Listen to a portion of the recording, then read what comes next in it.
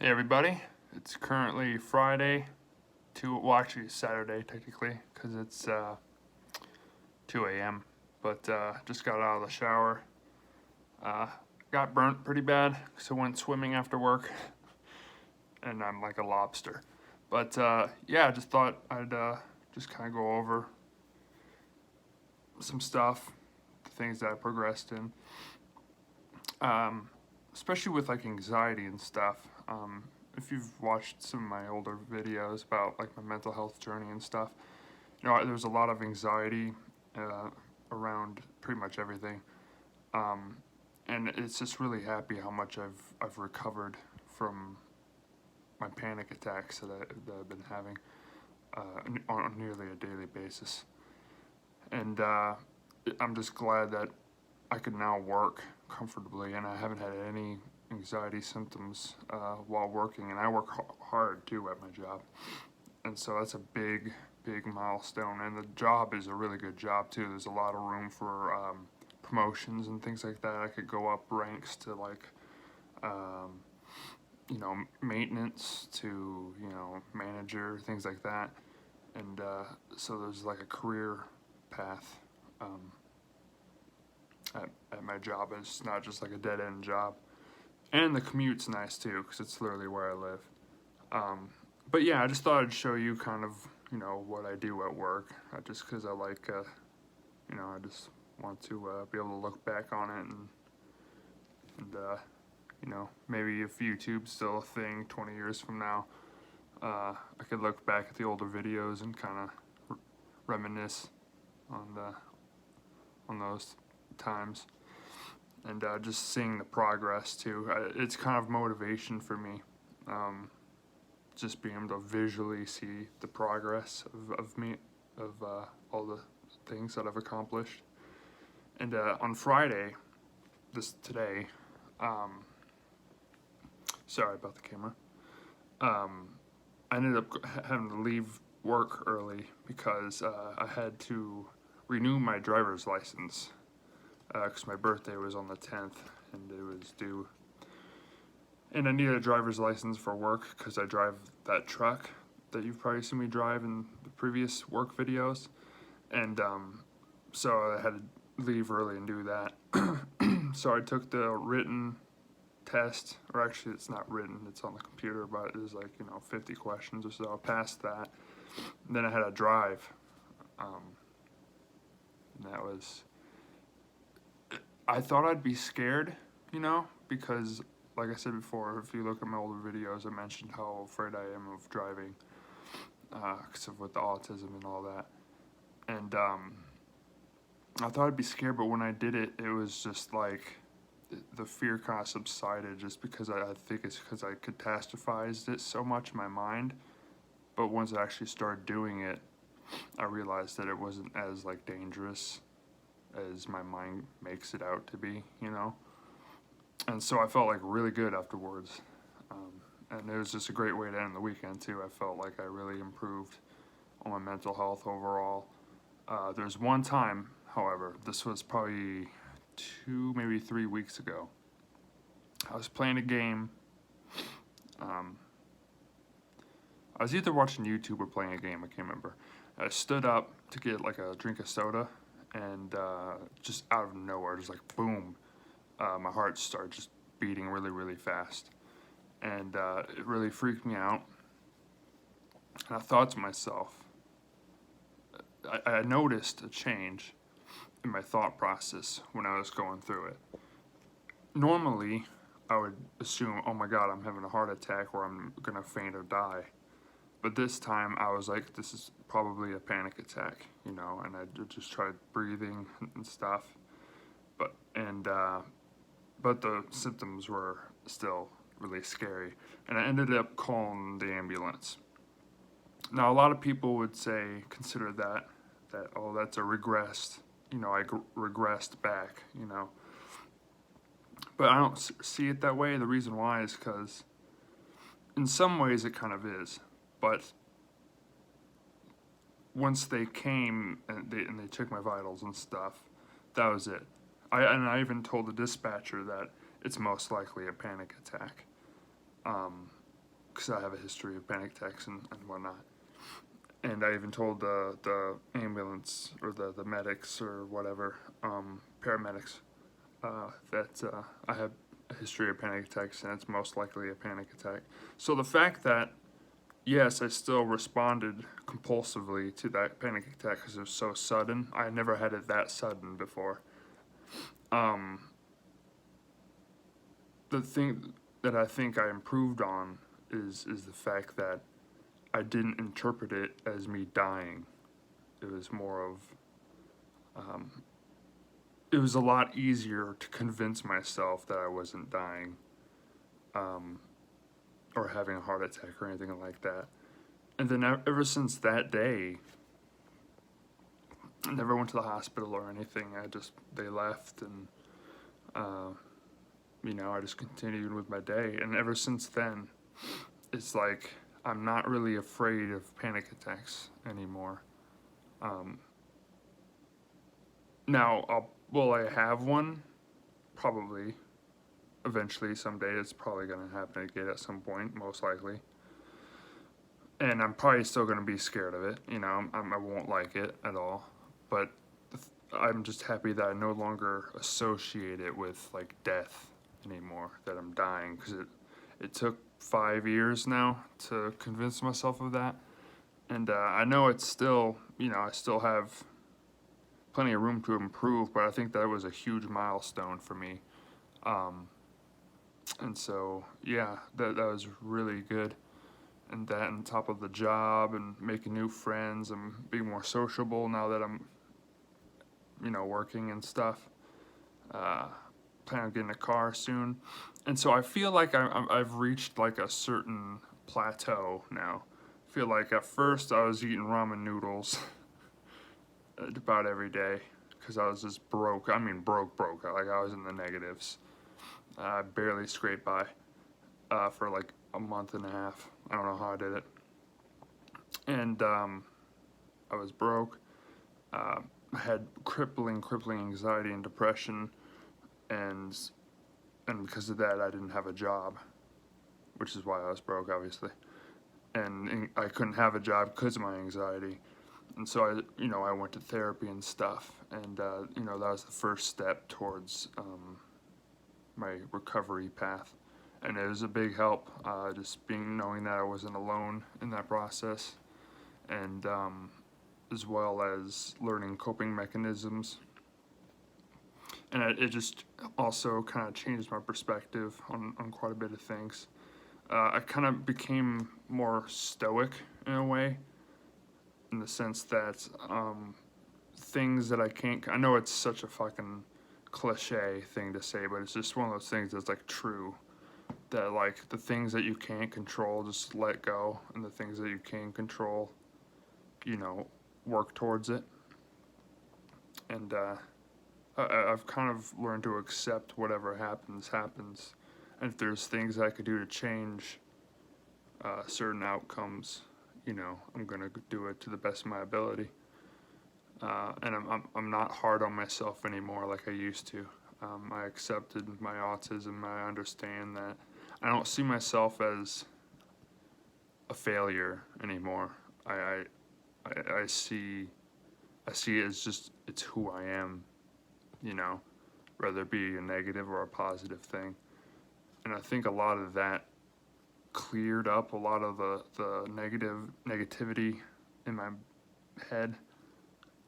Because when you think that way, everything bad that happens to you, and bad things happen to everyone, but when you have like a negative thought process like I did for like literally years, every time something bad happens to you, it feels like it's something that you did. Like you feel like a total fuck up, and it was like years of just that mindset.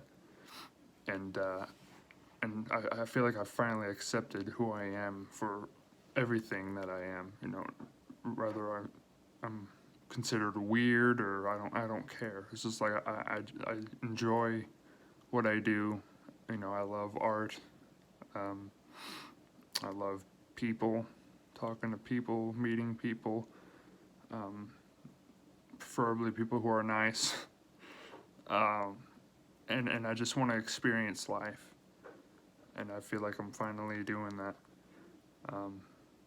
So yeah, I just thought I'd share that with you guys because I don't know, I just felt like getting it off my chest, I guess. But yeah, I've worked a lot of different jobs. Actually, not a lot, a decent amount of jobs, and they're all like real hard jobs in like warehouses and factories. First job I had was in a hospital. I worked in dietary, but I was basically a janitor. I cleaned up trash and things like that. I wasn't a nurse or anything. I took welding in high school and college. And I spent like probably 200 hours or so in total in both high school and college, because there's a certain amount of hours of experience you need in welding. And it was just like I loved it, but it's a really dirty job. I did the arc welding, which is like stick welding, and it's really hot. It's in these hot factory settings, which I didn't mind. I liked hard work, and but there's a lot of like things you get, like cancer and things like that after a long times of exposure, even with good ventilation and the masks that you wear. But I was really good at welding. But the one thing I wasn't really good at was the math I had to take at college. They had like trigonometry, and I could not. I'm terrible with that. So I ended up failing that, and so I had the option to retake it, but I decided not to because all of the health risks of welding. And honestly, it just kind of got to honestly, autism played a big role in anxiety too, because for some reason, and this is what I mean by how it was so controlling. It was something I was really good at, but I didn't want to pursue it because I felt like I'd be in an environment where there'd be a lot of pressure, things like that, and it's just, I avoided it. And then after I went to welding classes and stuff, I spent a lot of time doing that. It was really dirty. Like, I remember I'd be welding, and after the day, it's about 4 hours, 5 hours or so a day in college. You'd be just covered in like black smoke, like grease, or not grease, but like the remnants of the metal and the smoke and stuff, and it'd be in your nose and shit every time, and get really hot because it was in the summer, and plus while you're welding, it's really hot too, and you wear these leather jackets and gloves and things like that. But after that, I applied to the YMCA, and I worked basically what I do here almost. I did groundskeeping, work maintenance, so I did pretty much everything I did do here. Yard work. In the winter, I lay salt, things like that, trim bushes, mow grass, things like that. But I was also hired. The main thing I did was painting, not like art painting, which I also do, but set up more. But also the like normal painting, like painting walls and stuff. And I would go around and I painted that entire building like twice. And it's a big building. It's a pretty big building. And I would, every day after work, it was tough work. I'd go to the gym. Since I worked there, so I wouldn't have to drive to a gym. So right after work, I'd always go and work out like really hard. I did that every day for about a year. And I was in like really good shape. And I worked there for about 4 or 5 years, and we did a lot of other stuff, all kinds of stuff. I cleaned out like air conditioner units on the rooftop. I built a dock like a wooden dock, because they ended up buying a rowing center where people practice like rowing. And so we built like a wooden dock there. Shoot, what else? I'd weed eat, like weed whacking and stuff. I did all kinds of shit there. And then I worked at Jewel for a while, which is just a grocery store. I was a bagger. And then I went to Produce, which, worked there. And then I worked at Air Filter Company, and that place was a horrible place. Like, the people were freaking terrible. Like, OSHA violations, everything. It was. I highly recommend never going there. But I manufactured air filters, and it's a very, very fast-paced work environment, because there's filters coming out of the machine. It's a warehouse / factory. There's a lot of machines and parts and stuff.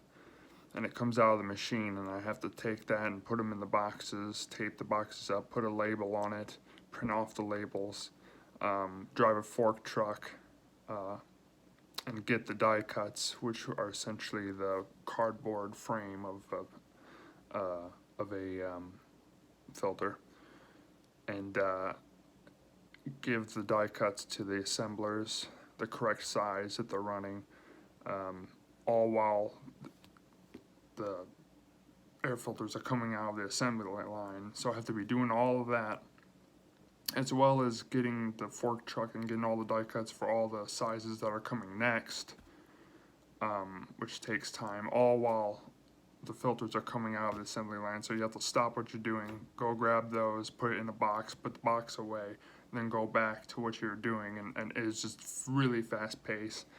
And there were no fans for a while, and like, so there's no air circulation, and so it'd get like 105 degrees in the summer. I'd be like sweating, and you're moving so much, like constantly, and the people were just assholes. So I was like emotionally stressed and physically stressed out, and I'm not complaining, but that place was just fucking horrible. And I worked there for, the reason I worked there for so long, I worked there probably 3 or 4 years or so. Like every day I dreaded going there.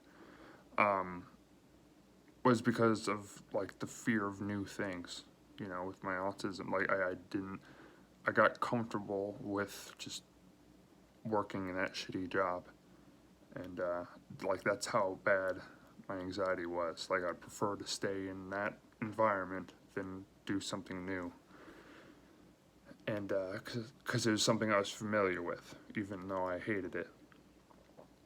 And eventually I left. I literally walked out because my boss threatened to literally physically fight me, and I had enough, and I'd get bullied and shit by other coworkers, and I just ended up literally walking out, which wasn't good for my reputation, for my resume, but that's what happened. And so then I went to, where did I go after that? Sherwin, oh yeah, a paint company. It was another factory. And this, I always love factories. If you could tell, a lot of my paintings, I do factory paintings. And there was, I went to the paint factory and applied and stuff and got the job. And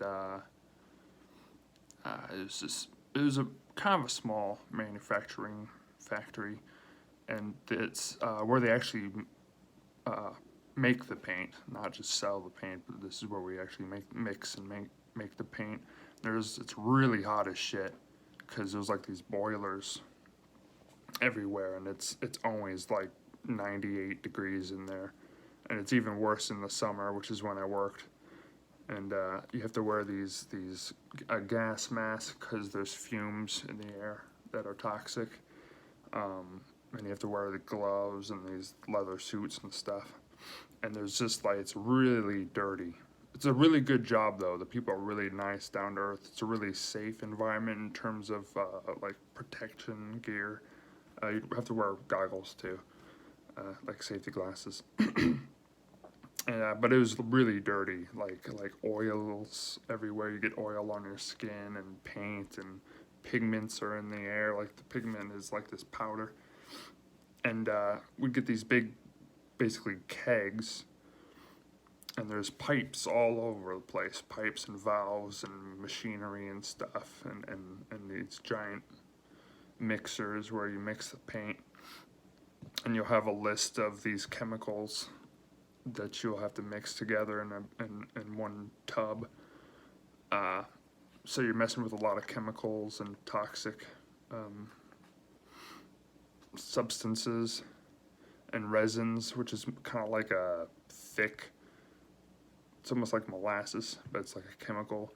And you mix, some of it's more watery, like a liquid, and you just mix those together into the tank, and you get these barrels. And they give you like a list of the things you need for that specific batch that you're making. And the hard part is that it wasn't, there's a lot of computer work too. You have to like check on a bunch of things, and valves you have to shut off and turn on, I'm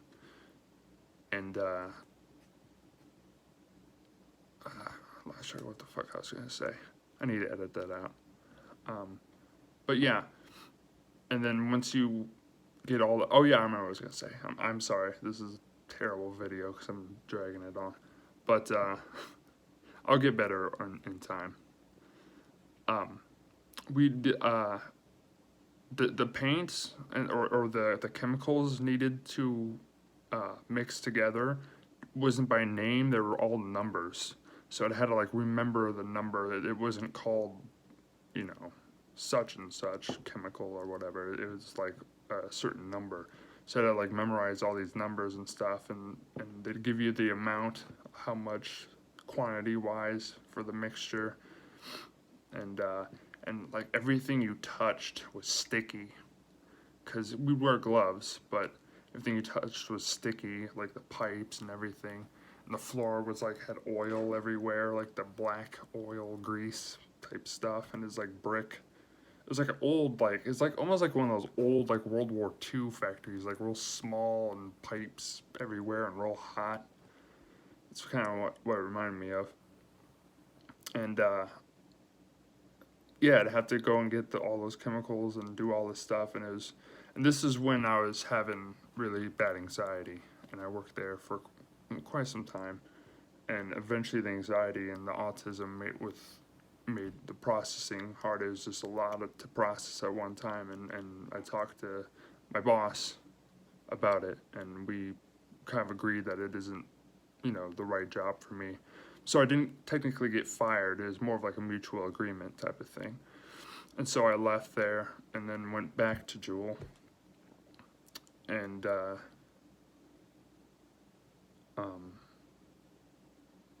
wait, no.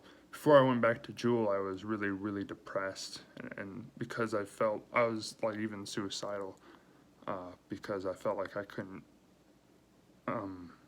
support myself because of my condition, because of, you know, and so like I was really like suicidal and depressed and anxious, and I literally just gave up.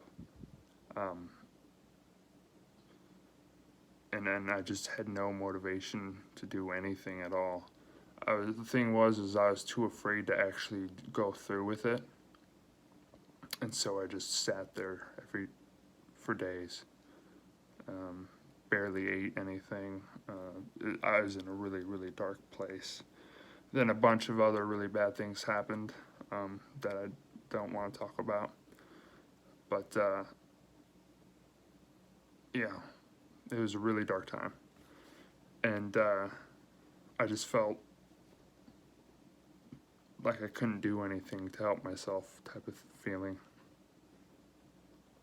And then it felt like every attempt that I would try to do to better myself would always like crash down on me, and like my brain, like what I talked about with my negativity thought process, was my brain would like affirm, like, see, you are worthless, you know, you can't actually be successful or happy or anything like that. So like it takes every negative experience and makes it seem like it's like the truth.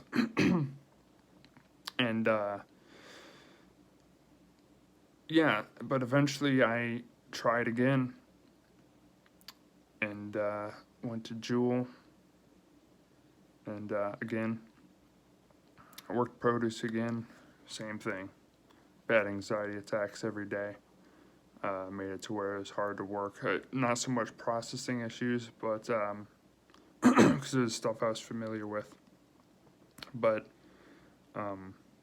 anxiety attacks every day. I had to call in work, things like that, and eventually I went through some hard times again. I don't want to go too much into just because it's too personal and other people are involved, and I don't want to, you know.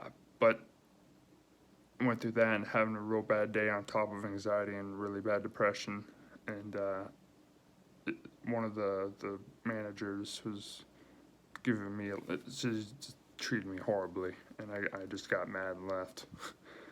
And so my reputation is pretty shit.